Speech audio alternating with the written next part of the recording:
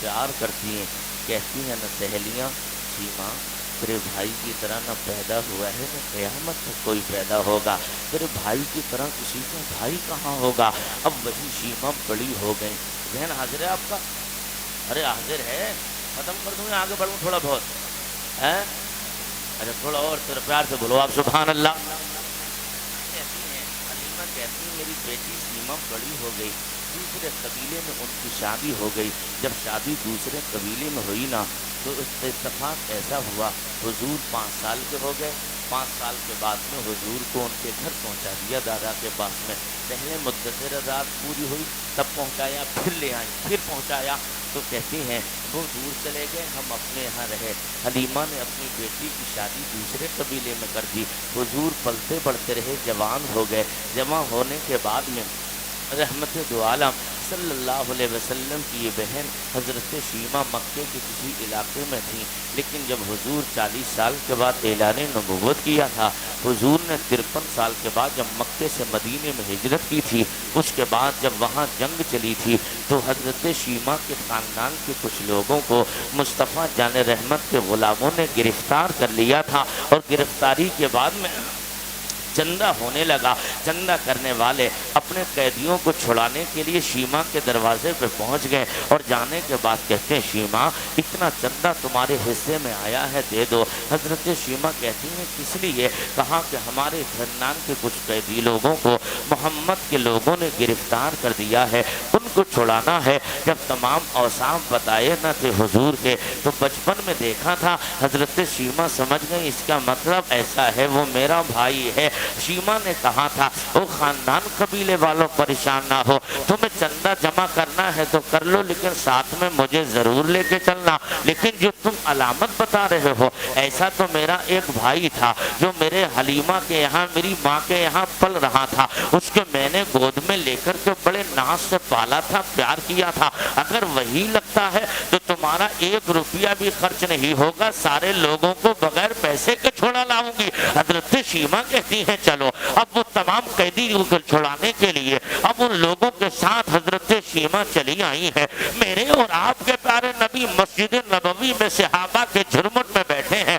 دروازے پہ شیما کھڑی ہو گئے, کہنے لگی اندر جانا ہے. ایک صحابی کہتے ہیں کس لیے جانا ہے؟ کہا اندر اجازت عورتوں کو جانے کی نہیں ہے, تمہیں اندر نہیں جانے دیا جائے گا. کس سے ملنا ہے؟ کہا اس سے ملنا ہے جو تمہارا نبی ہے نا محمد. ہاں وہ ہمارا رشتے میں بھائی لگتا ہے, ان سے جا کر کہہ دو تمہاری بہن تمہارے چوکھٹ پہ آئی ہے. حضرت شیما نے جب یہ کہا تھا صحابی حضور کی بارگاہ میں چلے گئے, عرض کرنے لگے یا رسول اللہ آپ کی تو کوئی دنیا میں بہن نہیں ہے, لیکن آقا یہ عورت آئی ہے جو آپ کو اپنا بھائی بتا رہی ہے اور اپنے آپ کو آپ کی بہن بتا رہی ہے. تو میرے نبی نے کچھ دیر سکوت کیا, ارشاد فرمایا اندر بھیجو. تو اندر جیسے ہی شیما گئی ہے تو حضور کو دیکھا, شیما نے مسکرانے لگی. آقا نے پیار سے بٹھایا, بٹھانے کے بعد شیما اپنی باتیں کرنے لگی, کہنے لگی بھائی محمد اب تو تم بڑے ہو گئے ہو, اب تو تمہارے آگے پیچھے زمانہ چل رہا ہے.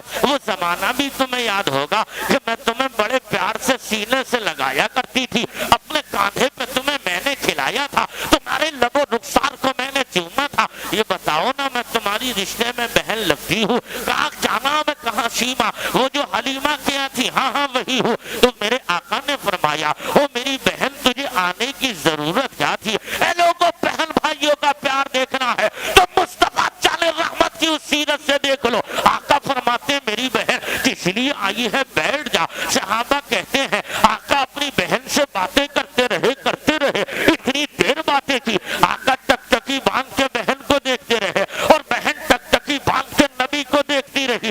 باتیں ہوتی نہیں, کہنے لگی بھائی ہمارے خاندان کے کچھ لوگوں کو آپ کے لوگوں نے گرفتار کر لیا ہے, انہیں چھڑانے کے لیے آئی ہوں اور مجھے فدیے کی بات چلی تھی تو میں نے خاندان میں کہا تھا اگر جو تم علامت بتا رہے ہو اگر یہی ہے تو وہ رشتے میں میرا بھائی ہے, تم مجھے لے چلو. اگر بھائی ہوگا تو کوئی پیسہ نہیں لیا جائے گا, تمہیں فری میں قیدیوں کو چھوڑا دیا جائے گا. بہن میں بھائی تیرے دروازے پہ آئی ہوں, میں تیری بہن ہوں, او محمد میں تیری بہن ہوں, تیرے دروازے پہ آئی ہوں. تو میرے نبی ارشاد فرماتے ہیں میری بہن تجھے آنے کی ضرورت کیا تھی؟ تو اپنا نام پتہ بھیج کر کے کسی خط میں نام پتہ لکھ کر کسی کو دے دیتی تو میں محمد تیرے قیدیوں کو بغیر فدیے کے چھوڑ دیتا۔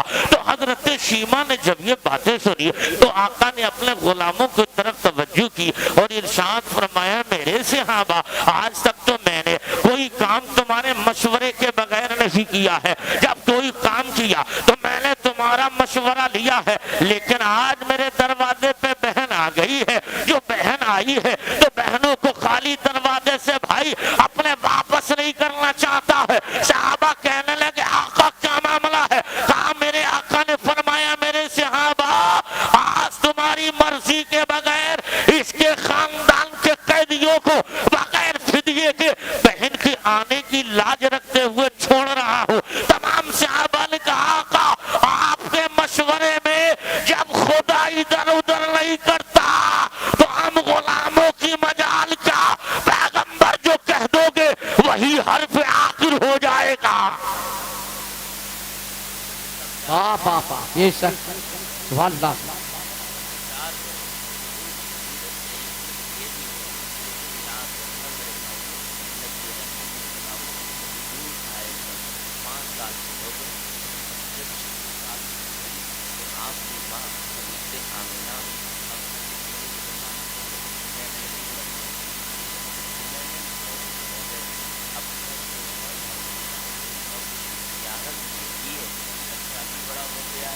اگر آپ اجازت دیں تو میں اپنے بیٹے محمد کو لے کے ان کے والد کے مزار سے لے جا رہی ہوں۔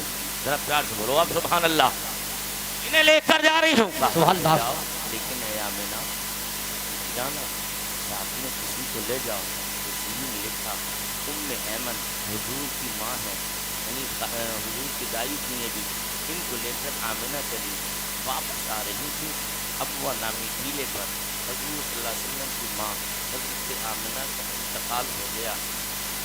جب حضور پہلے جب فرماتے میرے نبی میری ماں کی طبیعت ابوا نامی ٹیلے پہ خراب ہوئی، میری ماں پتھر کی زمین پہ لیٹ گئی، عرب کی وہ تپتی ہوئی زمین جس پر انسان ننگے بدن لیٹے تو بدن جھلس جائے، وہ زمین پر آقا جب بیان کر رہے تھے نبی کی جسمانی نبوت سے آنسو گر رہے تھے۔ میرے نبی فرماتے ہیں میرے غلاموں جب مجھ محمد کو اپنی ماں کی وہ یادیں آتی ہیں جب میں نانی کے گھر سے 6 سال کی ننھی عمر میں واپس آ رہا تھا، اب وہ نامی ٹیلے پر ماں کی طبیعت خراب ہوئی تھی، اس ٹیلے پر میری ماں لیٹ گئی، سر پہ رکھنے کے لیے کوئی تکیہ نہیں، نیچے بچھانے کے لیے کوئی بستر نہیں، اس ننگے پتھروں پر میری ماں لیٹ گئی، سر کے نیچے تکیہ پتھر کا چھوٹے سے لگا لیا اور ٹکٹکی باندھ کے وہ مجھے دیکھتی رہی، میں اسے دیکھتی رہی، دیکھتے دیکھتے میری ماں کی آنکھوں میں آنسو آ گئے۔ تو اے میرے صحابہ ماں کو روتے دیکھا تو میں نے بھی رونا شروع کر دیا۔ آپ اپنے گھر کا جائزہ لو، اگر ماں روتی ہے چھوٹا بچہ ہو، ماں کو روتے دیکھ کر بچہ وجہ پوچھے بغیر رونے لگتا ہے، اسے کیا معلوم وجہ کیا ہے کیا نہیں ہے، البتہ ماں رو رہی ہے اسی لیے بچہ رونے لگا۔ حضور فرماتے ہیں میں بھی ماں کو روتے دیکھ کر رونے لگا، میری ماں نے مجھے سینے سے لگایا، میرے لب و رخسار کی بلائیں لی اور لینے کے بعد میں مجھ سے کہا میرے لال ہر نئی چیز کو پرانا ہونا ہے، جو دنیا میں آیا ہے وہ سے دنیا چھوڑنا ہے، میرے لال تو مجھے آخری بار دیکھ رہا ہے، میں تجھے آخری بار دیکھ رہی ہوں، اب نہ تو مجھے دیکھ پائے گا نہ میں تجھے دیکھ پاؤں گی۔ آقا فرماتے ہیں جب میں نے ماں کی زبان سے یہ کلمات سنے تھے میرے پیروں کے تلے زمین نکل گئی، میں سوچنے پہ مجبور ہو گیا یا اللہ میں پیدا نہ ہوا تھا اس سے پہلے باپ کا سایہ میرے سر سے اٹھ چکا ہے، گھر سے میلوں کے فاصلے پر ہوں۔ میری ماں مجھ سے بچپن میں کہتی ہے میرے لال اب تو نہ مجھے دیکھے گا نہ میں تجھے دیکھوں گی، اتنا کہا آقا فرماتے ہیں دل پہ درد کا جھٹکا لگا، میری ماں نے سینے پہ ہاتھ رکھ کے روح پرواز ہو گئی۔ ام ایمن کی مدد سے میں نے قبر تیار کی، اس ابوا نامی ٹیلے پہ کالے پتھروں کے نیچے میں نے اپنی ماں کو دفن کر دیا۔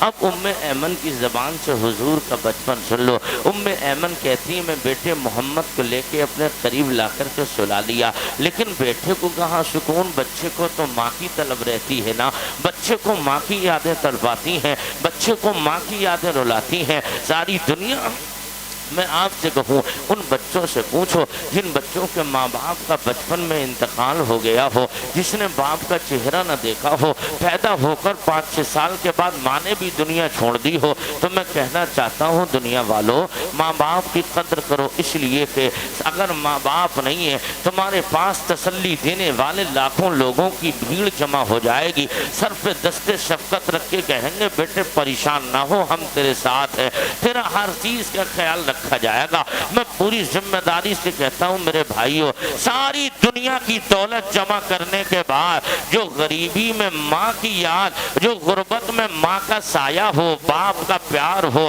وہ مزہ غربت میں ہے، وہ مزہ امیری میں پھر نہیں ملتا ہے، چاہے سونے کے ڈھیر لگ جائیں، لیکن ماں باپ کی یادیں تو ماں باپ کی یادیں ہیں۔ وہ دنیا مزہ کہاں دے پائے گی جو باپ کا پیار ہو؟ یعنی میں کہنا چاہتا ہوں باپ کا پیار باپ کا پیار ہے، ماں کی ممتا ماں کی ممتا ہے۔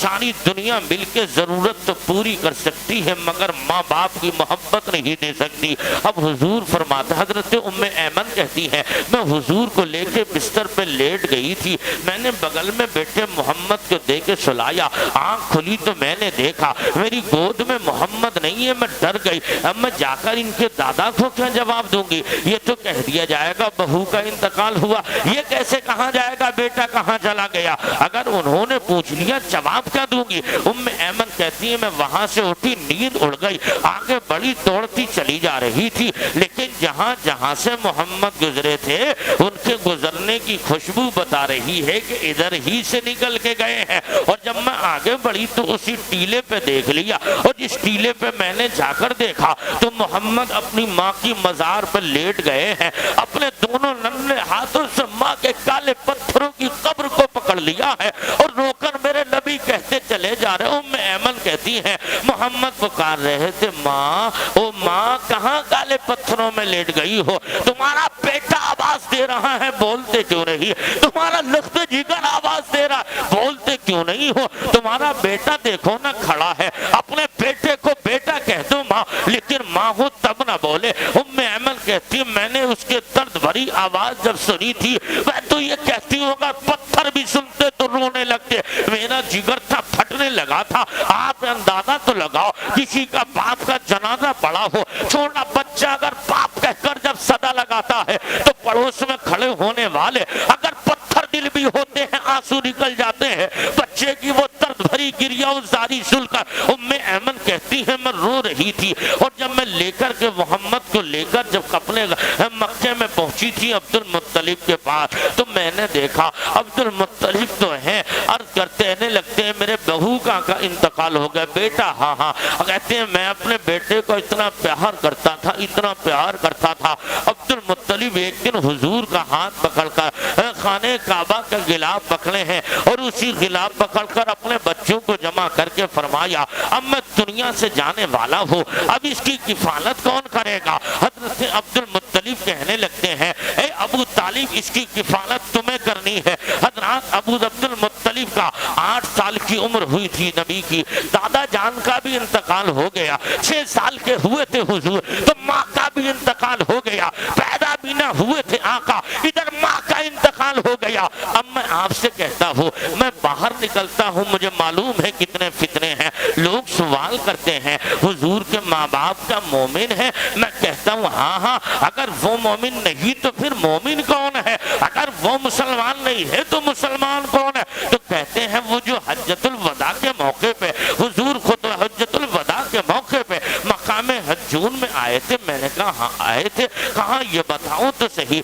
جب آئے تھے تو حضرت عائشہ بھی تھی؟ میں نے کہا ہاں تھی۔ کہا کہ حضور روتے ہوئے اپنے باپ کی قبر پہ گئے تھے؟ ہاں ہاں گئے تھے۔ وہاں کھڑے ہو کر دعا مانگی تھی؟ ہاں مانگی تھی۔ اور اس کے بعد میں کہتے ہیں میرے نبی حضرت عائشہ فرماتی ہیں روتے ہوئے حضور گئے، میں بھی رو رہی تھی حضور بھی رو رہے تھے، مجھے روکا حضور اندر چلے گئے، اور اندر جانے کے بعد ایمان تازہ ہوگا سنیو، فرماتی ہے عائشہ اندر گئے تھے حضور جب واپس آئے تو مسکرا رہے تھے، گئے تھے تو رو رہے تھے، واپس واپسی میں مسکرائے۔ میں نے عرض کی میرے سلطان مسکرانے کی وجہ کیا؟ کہا میں اس لیے مسکرا رہا ہوں، گیا تھا اپنے باپ کے مزار پہ، اپنے باپ کی ممتا باتیں یاد آ رہی تھی، کاش باپ زندہ ہوتا تو ایسا ہوتا، یہ ہوتا، تمام یادیں دل میں تھی، رو رہا تھا۔ لیکن جب میں کھڑا ہوا تو میں نے عرض کے مالک میرے ماں باپ کو زندہ کر دے۔ حضرت عائشہ کہتی حضور نے فرمایا ماں باپ کو زندہ کر دے۔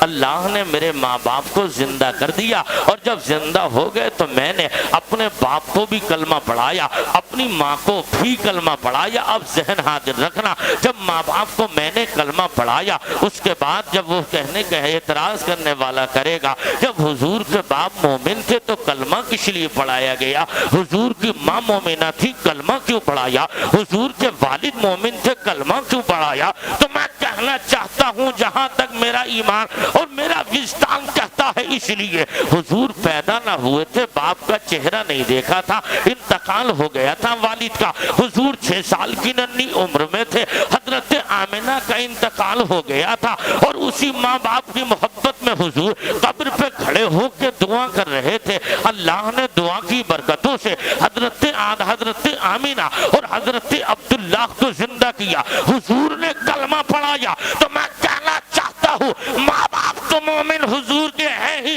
البتہ کلمہ پڑھانا زندہ کرنے کا رب کا ایک مقصد یہ بھی ہو سکتا ہے، او محبوب تو نے پیدا ہو کر باپ کا چہرہ نہیں دیکھا، اور تیرے باپ نے تیرا چہرہ نہیں دیکھا، آج زندہ کر رہا ہوں تو بھی باپ کا چہرہ دیکھ لے، اور تیرا باپ بھی اپنے لخت جگر کا چہرے کا دیدار۔